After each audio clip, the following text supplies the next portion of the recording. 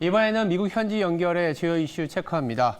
윤원섭 매일경제신문 뉴욕 특파원 연결합니다. 안녕하세요. 네, 안녕하세요.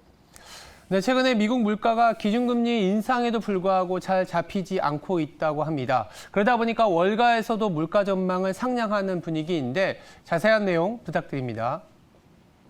네, 최근 골드만삭스는 미국 중앙은행인 연준이 가장 중요하게 여기는 물가 지수인 근원 개인 소비 지출 물가가 올 12월 달에 전년 동월 대비 3.3% 증가할 것으로 전망했습니다. 이 3.3%라는 수치는 골드만삭스가 한 달 전 했던 전망인 2.9%보다 0.4%포인트 더 높은 수준입니다.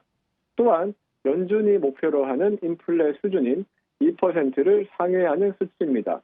그만큼 물가가 잡히지 않는다는 증거입니다. 골드만삭스는 인플레 전망 상향 조정 이후로 최근 들썩이고 있는 도매 중고차 값을 들었습니다.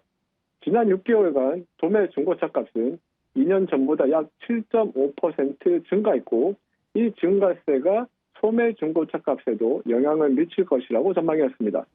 아울러 골드만삭스는 주거비 상승도 인플레 상향 조정의 원인으로 꼽았습니다.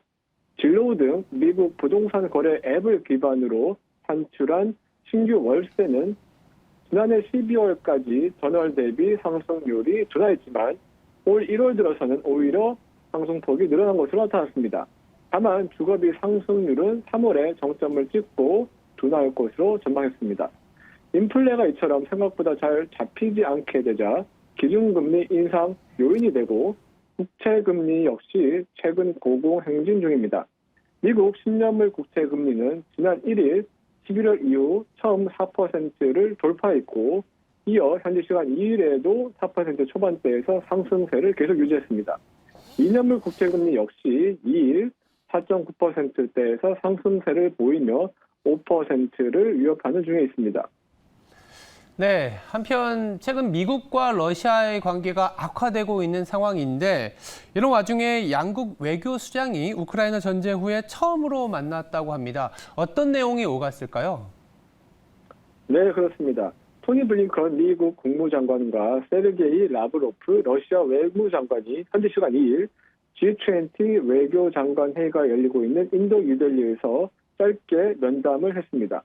양국 외교장관이 만난 것은 지난 1년 전 우크라이나 전쟁이 발생한 이후 처음입니다. 미 국무부에 따르면 이날 면담에서 블링컨 장관은 미국이 러시아의 침공에 대항해 우크라이나의 방위를 위해 필요한 기간만큼 우크라이나를 지원할 뜻을 밝혔습니다. 또한 블링컨 국무장관은 최근 러시아가 탈퇴를 선언한 신전력 무기 감축 협정에 다시 복귀할 것을 촉구했습니다. 그러나 이에 대해 러시아 외교부는 블링컨 장관의 요청으로 이번 면담은 성사되었지만 협상은 이루어지지 않았다고 밝혔습니다. 즉, 양국 외교 수장이 모처럼 만나 양국 관계 개선 혹은 우크라이나 전쟁 종식을 위한 성과가 기대되었지만 실제 결과는 크게 없었던 것으로 분석됩니다. 이상 뉴욕에서 윤원섭 특파원입니다.